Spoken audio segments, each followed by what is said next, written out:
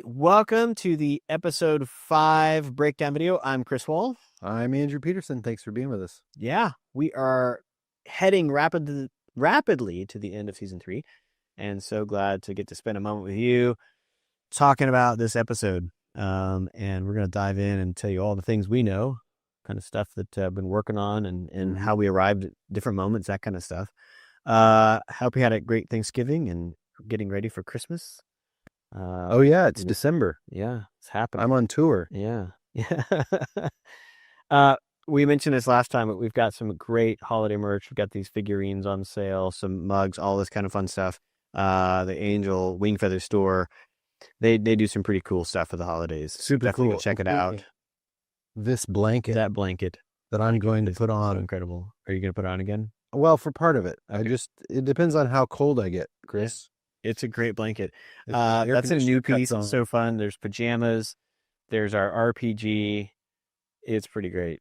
I Yeah. love that map. I'm so glad we got to make It's another really map. cool. I'm I know. a fan of maps. But Me too.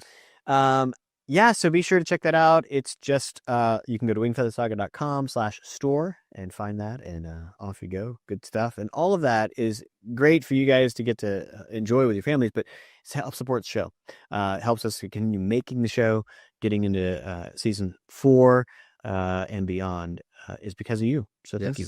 Thank you very much. Episode 5. Yeah, man. So right away, we had episode 4 we mentioned was directed by our good friend Keith Lenga, who's head of our studio and runs all our production pipelines. He's amazing. And then episode 5, our animation director, Ron Smith, got to step in on this one and really bring it to life. Yep. He's a legend, and he killed it. He had pages of backstory and character motivations and all kinds of cool stuff to reference.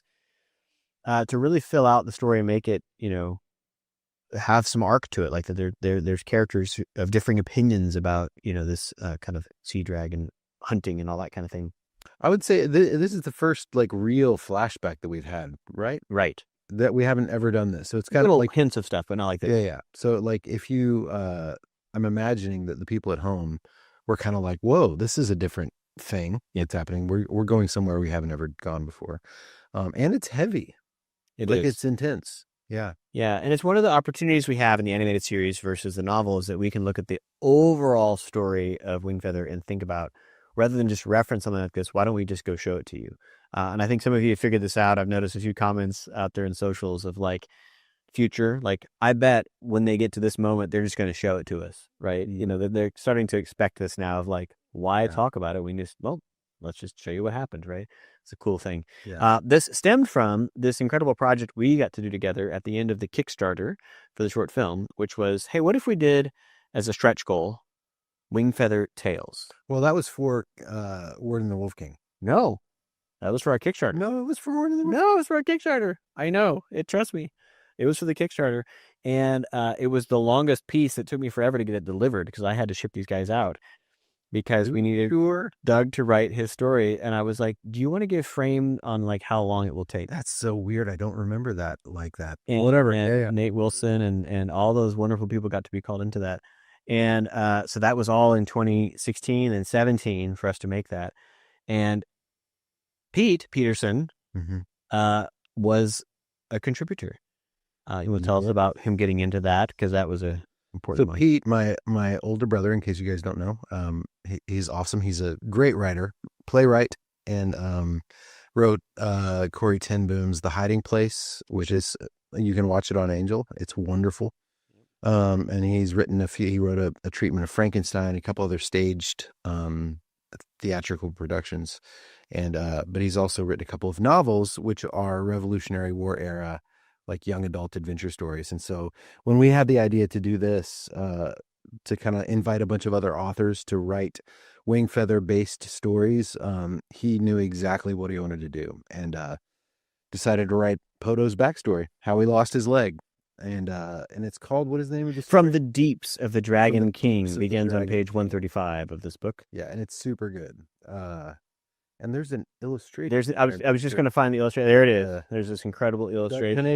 Doug Knaple did the illustration, which is super. So each writer of this thing we paired with a illustrator, which was really fun to think about the pairings as we went through it. One of my favorite things about this side note with Wingfeather Tales is that I wrote the first story, which is called The Prince of Yorshire Dune, which became a children's book. And then I also got to write my first ever comic. Yep. So there's an actual, which because of the time of this, because comics take forever, we had to publish separately initially, and then it got included in the so some of you guys have the older Wingfeather Tales, which has a different cover, and the new one had it Shadowblade and the Florid Sword, which is so cool. In light of this season, we get to see some things them as well. Yeah. So Wingfeather Tales is cool, and it was so awesome. It was a great idea to dip into Wingfeather Tales and use that part of the story. Yeah, and it's this really just vital moment in the story. And so, of course, Pete got to be a part of kind of thinking about that with us as we were in the writer's room, kind of pushing stuff out there. But we sat down with Pete recently and talked about kind of working on this and making this part of Poto's backstory. And so here's an interview with him that I hope you enjoy. Everyone, excited to welcome Pete Peterson. Glad to be here. To the room here. So good to see you. Yeah. Man, I was talking with Andrew about this, but it was back in 2016 that we needed a stretch goal in the Kickstarter campaign. Yep. And Andrew and I talked about short stories, and this book was created, Wingfeather Tales. So you, of course, are running the Rabbit Room Press, and we began to kind of pitch everybody on stories. Yep. And Andrew says this in our chat, but that you quickly pitched, "Oh man, I want to talk about Poto." Yeah. You, for those that don't know, Pete was also the editor on books 3 and 4. Mm-hmm. So of course, intimately understanding kind of the story arc of Wingfeather and all that kind of stuff. Talk about Poto and kind of getting into it and just your initial ideas. And well, I mean, it actually goes back farther than that. My interest in Poto was due in large part to the fact that he's a maritime nautical figure. Yep. And previously I'd written my 2 books, which are about Revolutionary War era piracy. So I was really comfortable and love writing about the sea and ships and naval battles and all that kind of stuff. And so in the context of the Wingfeather story, that's where Poto comes from. Mm-hmm. So it immediately felt just super fun and exciting to me to explore that backstory that he has. Because we don't ever really hear a whole lot about it in the book. We know he's got this history with the sea dragons and the pirate-ish things that are going on in his life, but they never come into the foreground. So it just immediately felt like a comfortable spot for me to write about. Okay, so it's interesting because when you say that, season 2, everybody got to see Poto telling the story around fire of being a strander, mm-hmm. right? And you're picturing this kindly old grandfather who has some tattoos, and there's a story there. But there's an interesting thing that we tend to clean things up, mm-hmm. right? So that tattoo, that scar we have that your grandpa talks about. Mm-hmm. I remember one of my grandfathers talking about World War I. Mm-hmm. Right, and the stuff they went through, and there was a shadow, right, of there's some stuff happened here, right?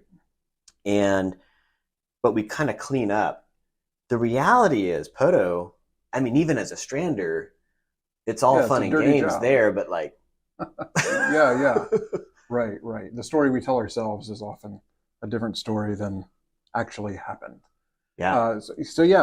I loved the idea that Poto had this thing in his past and it's important. And I don't want to spoil things that are, going to happen in future seasons, but the reality of the person that he was in the past are going to have really real world consequences eventually. Sure.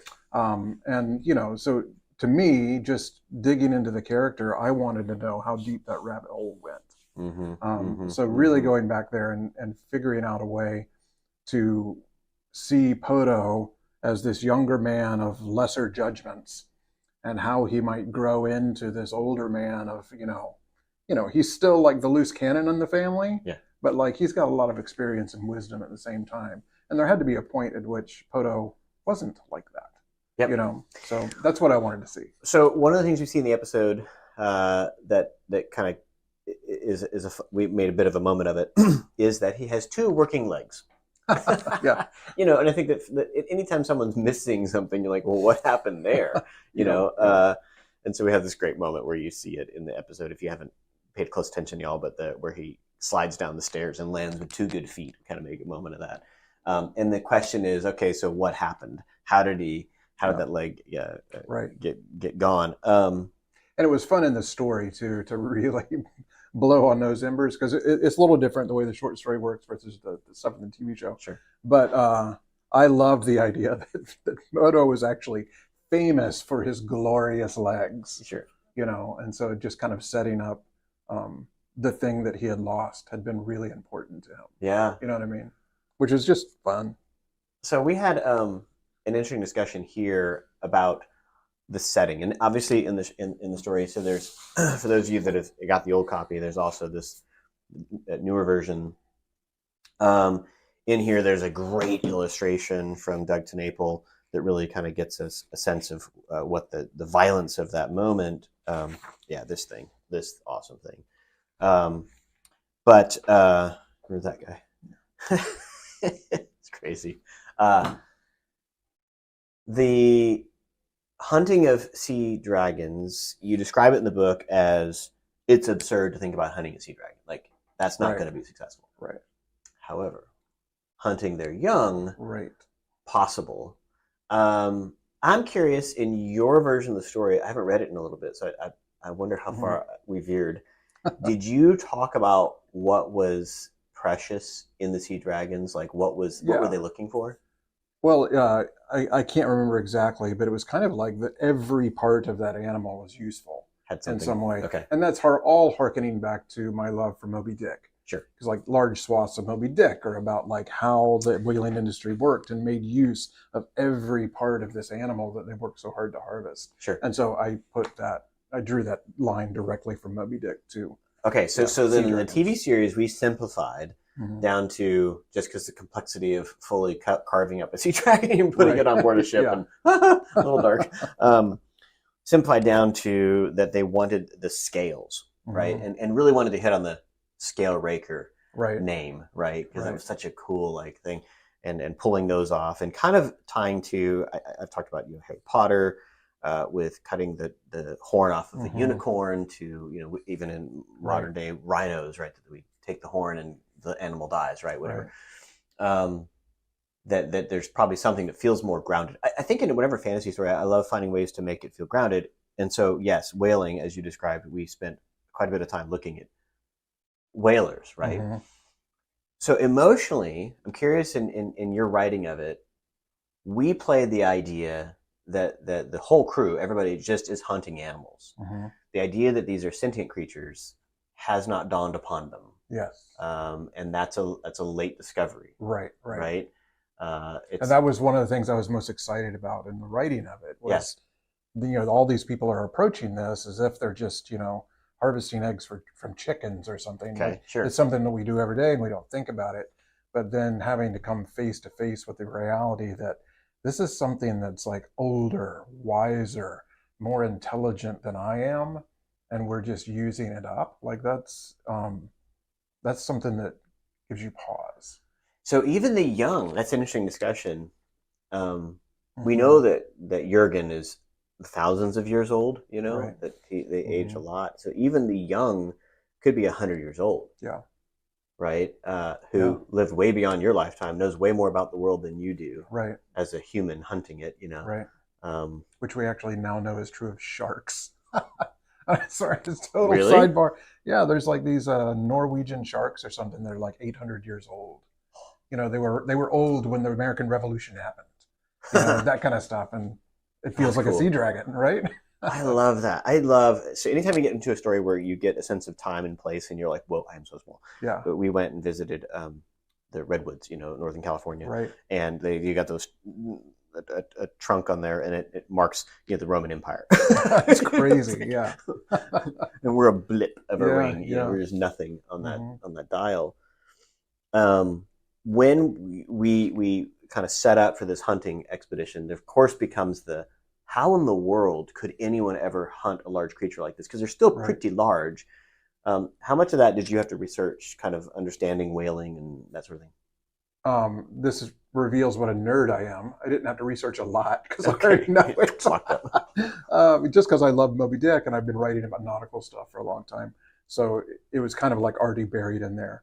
But what was interesting was thinking through uh, the complexities of like, okay, they're not going to be hunting full grown sea dragons because that's just unreasonable. You know, if you think about it. So then, if they're hunting the young, how might that work? Because you know you don't often encounter a young one far from a mature one, Okay. and you're also in a boat that's driven by the wind, and they can swim. Okay. So there's that limitation. So I put a lot of thought into trying to figure out the choreography of like, is there a way in which this makes sense and is believable? And that was a lot of fun. And that's kind of the revelation of the story. Yeah. Is Poto has stumbled on this idea of I think I know how to do it, and we're all going to get rich if we can pull it off. So it was just fun. It's interesting to think about the get rich part. So, of humble means, right? He's a strander. You kind of just get little pittance of things here and there. But even being a strander, it's kind of like your mind is always in like, we're going to make a score. What's the score, right? Right? Yeah. So then they've been out there hunting whatever kind of fish from the dark sea of darkness, you know, and it's worth something, you know, good couple days, weeks of labor. You pull it back and you get some pay, but it's you know, this is like change your life kind of moment. It's like the Louvre heist. It's like the Louvre heist. Well played. That motivation is interesting because we talk about it in one of the earlier episodes when Janner first sees a dragon skeleton above the hearth in the Chimera dining hall, and Nia really comes down hard on they did it for money. Now she understands because of her world of Vanir, and I think obviously Poto later in life realizes this, that the dragons were former allies of them from a kingdom perspective, like they have thick ties, and so the idea of, you know, kind of attacking them is horrible. And she says they did it for money and kind of this thing. You know, inside of Poto is this kind of harsher survival kind of profit from thing. Talk to me about the character there, because we know the guy today, and you know, there's these ideas of people don't change, and yet we see a very different Poto. Yeah. Well, that's why I liked the story, is because this is the moment at which something fundamental shifts in him and he becomes a different person, right? So in the younger Poto is all about, we're going to do this dragon heist and we're going to make it out rich. It's going to be the best thing we've ever done. And then that's what he thinks is going to happen. He's coming out of this with wealth. What actually happens is something horrifying that changes him fundamentally. And like I end the story in the book was saying he went forth ever thereafter with a limp. You know, the idea that the thing that happens to him in the story is so earth-shaking that he's forever changed by it. And so I think for the rest of his life, he carries his dragon hunting past as a wound and a thing that he regrets. And he kind of like guides everything in his life by that wound, if it makes sense. So like he loves the sea, but he's now like banished from it and he can't enjoy it, and that hurts. And then the memory of like the fact that he had preyed on something else's children, that really hurts, especially now that his sole purpose in life is to care for his children, you know, and grandchildren. So like it all just makes everything about him that much more complex when we see the source of that wound. Does that make sense? Yeah. Oh yeah, absolutely. And the people around him obviously pay a dear cost. You know, we kind of in the episode did a little. We joke about this a lot. Avatar Airbender, the animated series. You know that nobody dies in that series. They're always like, "Oh, I got hurt." Like, you totally died, right? But it was a way to kind of keep a little safer. In ours, we don't really detail if anyone died or not, but it looks pretty rough. Did you think about the after moments of that? Like, how does he break from that community? How does he? Like, it's such an earth-shattering moment that I actually was musing about this. Like, I wonder how did he end up? Because obviously he ends up in Benrona. You know, we know where that story goes, but he's here floating on some flotsam from the broken ship, and a lot of his shipmates probably killed or don't survive this. You know, it's funny, in an early draft of the book, it was a little darker, or not the book, but the short story. Like I had written this scene where the sea dragon, like its head is hovering over the ship, and he and Poto are having this kind of intimate moment. And in the sea dragon's mouth, you can see sailors trying to get out. Oh my gosh. It's really dark. That's and dark. I loved it because I felt like it really illustrates the stakes, Mm. but Andrew was like, I think maybe we don't need to see little that too. much. And I still would put it in there, but he's right. Like Yeah. it didn't need it. And ultimately it was taken away from the other thing that was happening emotionally. Sure. But So, I did think it was important that we understood that people died because of these Yeah. decisions. sure. It just mattered in that moment. One of the things that Ron Smith, who directed the episode, wanted in here was sympathetic characters who turned a little before. So, some of the guys paddling out there, younger sailor, Mhm. gonna go for the score, and then realizing we may be doing the wrong thing Yeah. a little earlier than Poto to help the audience to get Right. that these actions are not great, and it carries some of that feeling. And I think that hopefully we got it right in the playing idea of like we harpoon these things and then we let them swim until they just get so tired they can't swim anymore, Mhm. and then that's our way to defeat Right. them. Otherwise, they will attack us, Yeah. right? The amazing thing about it is like that's true. Like that's something that humans have done. Yeah, Because like what is a whale if not a sea dragon? totally. You know Yeah. what I mean? And like that we actually did those things and it's horrifying and astonishing. And it sounds like a great adventure and I don't think we should be repeating it. Yeah, But it's just like it's a piece of human history and industry that I think is fascinating. Yeah. And it's interesting that like these days we just think about it in fantasy terms, but like no, people did that. Actually happened. Yeah. That's what they did. Yeah. Well, this is such a cool way to get to experience the story, and I'm thrilled that we got to do it because for all of us that have gotten to read Wing Feather Tales and kind of explore like what are other parts of the story that we've not gotten to in the main book, Yeah. Rather than just saying, "Hey, something dark happened with Poto, and then he needs to be forgiven of this," and that's such a big. We actually can, I hope, in the experience of what you guys got to see, is count the cost. Yeah. Right, to go, oh, that's actually what he's being forgiven of. Yeah. And it's pretty bad. Yeah. Because even the family doesn't get the full. Right. Because breadth of he's not going to talk about it. Mhm, How would they? mhm, It's like you said, it's like a war veteran who comes home and we know something happened there that person just won't talk about. mhm, And a lot of those people carry that to their grave with them. mhm, And that's kind of mhm, how I see Poto. It's like something that was so painful to him that he couldn't look at it anymore. mhm. And that's going to always complicate his relationship with the dragon. So even though he's experienced forgiveness from Holwyn and a pass from Jurgen, Mhm. which is interesting in the episode structure because we end up he's got to pass two gates essentially. It's like she gives forgiveness, which is incredible, like it's fully in her right, and then the father's like, Psh, not with me, buddy. Yeah, Like yeah. you still got to face me, and only does Right. Ridley's intervention stop that. But you as he sails off, it is a sense of relief and forgiveness, and all the, like Andrew says, walks in kind of in peace the rest of his days. There is this like, but there's someone in the world. There's a powerful creature in the world who hates me still, Mhm. right? And for good reason. and for good reason. Yeah. Right. So yeah, so cool to get to do it. Thank you for writing the great story that you Yeah, did. I'm thrilled that you guys decided to work it into the show. Yeah, It's pretty satisfying. it's good fun. Yeah, man. All right. Well, thanks for dropping in with us. Thanks, Pete, for spending some time You with us are to talk welcome. about the episode. Yeah. Very cool. All right. So cool getting to talk with Pete about finding a way into his story, and glad we got to It's have pretty great. such Yep. a big exploration here. Some incredible moments visually. Lily stepping up to initially defend Poto, and stopping the dragon.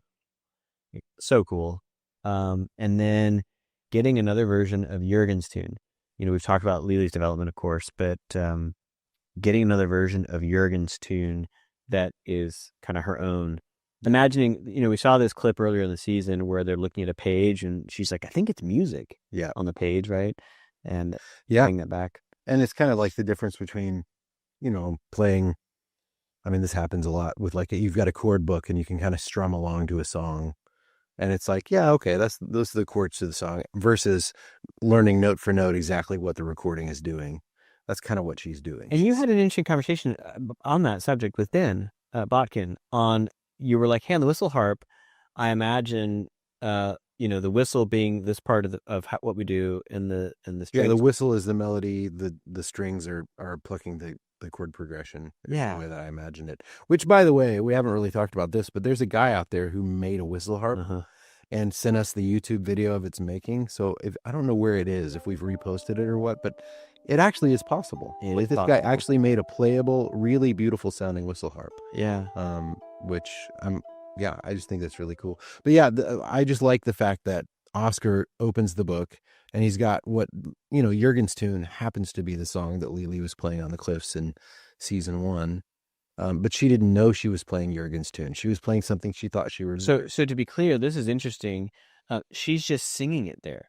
Oh, that's right. She's not playing. I just had a conversation with somebody, and so we see it in the flashback here. But it kind of messed with me because I didn't think about that. In her early days, she does play whistle harp at the house and in this little dinky one before she's given the really great one at the end of season 1. But here she's using this ancestral one that's like really special. Yep. And reading the notes from the first book. And it creates a lot of power. Yeah. Right. I think the song maiden thing we're talking about a lot about where is the kind of the power of that song and her gifts. And it's this combination of this ancient song out of the first book and this amazing whistle harp that she's really letting fly. And so, because, she sang that song, it kind of came to her from nowhere. And she talks about that. I felt like I was just singing something I knew. And that's weird, like kind of where that came out. And now she's getting to really fully engage in the melody of it. It creates these cool unlocks of Jurgen's flashbacks, which are so cool, beautifully illustrated, and really a great way to kind of unpack what's going on with him. Yeah. We talked a little bit about this, but Janner obviously has this really interesting connection with Jurgen that can hear his voice in his head, and they can kind of talk to each other in that way. And so Janner has to serve as translator on here, and super fun to explore that, how that could play for you guys at home and not be confusing. So it's funny, in editorial, you hear both voices for a long time because we recorded both. And then it was like, when do we just pull one voice out and you just kind of understand? They kind of forget that that's what's happening. Yeah. That makes for a lot to unpack. Because again, in a novel, you have a lot that you're able to just tell them, right? But here we've got like, how do we get it out without And Kellen, of course, playing Jurgen impeccably. Just such power. It's kind of a given that Jurgen's awesome. There's an actor. It's an amazing actor. And the actor actually talks like that all the time. That's not true. That's fun. Yeah, exactly. Because Kellen's such a nice guy. He's so kind. And then he can drive into these voices. Yeah. And not just do it. I think it's one of the things I always hear people ask me, I want to be a character voice actor. Okay, fine. Can you make a voice? Fine. Can you bring empathy and like power and all this nuance to that performance, right? That's the trick, which includes Kari, who plays Stonekeeper. She stepped in to perform Holwyn in this episode. And again, it's a short bit of exchange, but she brings all this gravity to it. Yeah. And this kind of worn voice, right? That's been around a minute for this experience. Also, a shout out to Adam for treating the voices and making them feel like they feel. That's right. Like tons of work on the back end. Yeah, that stuff. Right, to really give them the kind of weight and bearing and so forth. This was also fun. You probably noticed it through the episode. I talked with Adam about double voicing, that I want to be able to hear the dragon and all this while they're talking, because that's happening in their head. That doesn't mean that their physical self isn't still expressing itself.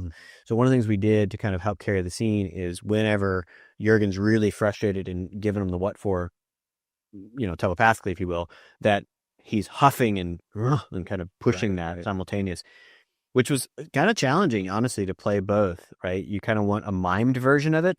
Like, that'd be fun, actually. We could do this as a behind the scenes piece, is turn off Jurgen and like, here's what Poto heard. Well, that's so funny. Here's what Poto heard. That's really funny. I'll do like the YouTube videos where they mute everybody but one person. Just like that. I forgot what they call those. That'd be really fun. But there's a ton of work going into that, which was really fun, including then being able to journey underwater. This was a really big challenge for the team to kind of figure out both the soundscape, which was fun, but then dragging Poto under and what he could do underneath there. And there's a lot of underwater stuff in the last episode too, Yeah. 306. But it's beautiful. Yeah. They pulled it off. And I think that the challenge will be, I'm curious for families as you guys are enjoying this episode 5. Some of the team, including Grace, who's our script super, was like, "This is probably too dark," because it's whaling, right? It is hunting. It is. I remember, I think it's the very beginning of Harry Potter when you see the unicorn be attacked, right? And just that sense of like, that's awful. Just to take its horn, right? Which is what's usable and all that kind of stuff. And in here, it's like, just for the scales, what would that? And that was kind of an idea that I pushed out, was like, what if the scales are shiny and useful for something, you know?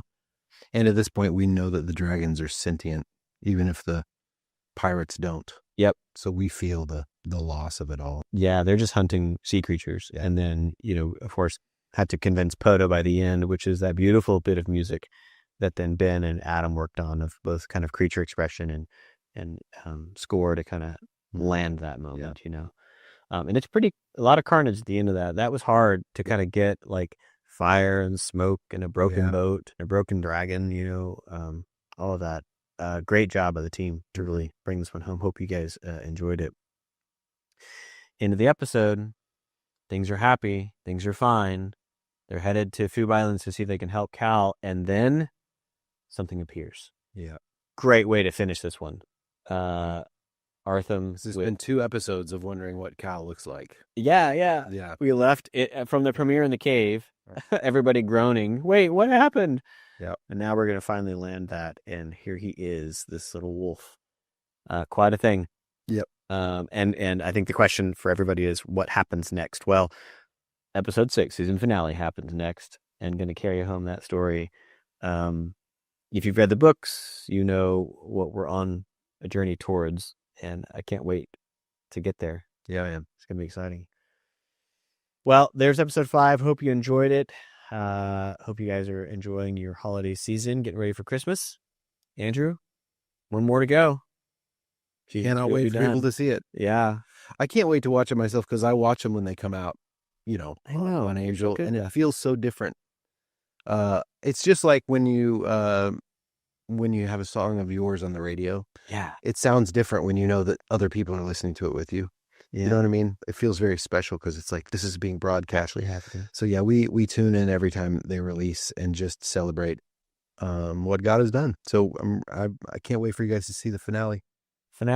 And then Christmas, and we are pounding on season 4. It is well underway. Can't wait. No to rest bring it for the to you. weary. Yeah. Lots to show you in the new year. But in the meantime, here is a preview from episode 6, this incredible journey that we go on with Kalmar and the family, and a wrapping up of what happens at the Fork Factory. Oh, that's right. Yeah. So lots coming up in this season finale. Hope you enjoy this little sneak preview, and we will see you for episode 6. Thanks, y'all. Next on the Wingfeather Saga. Don't come any closer! I know you're confused. Where am I? Son, it's me. It's your mama. We're ready. We'll fight our way out. No! Let me go! Cow! Fight for the High King, Janner. Help him remember who he is.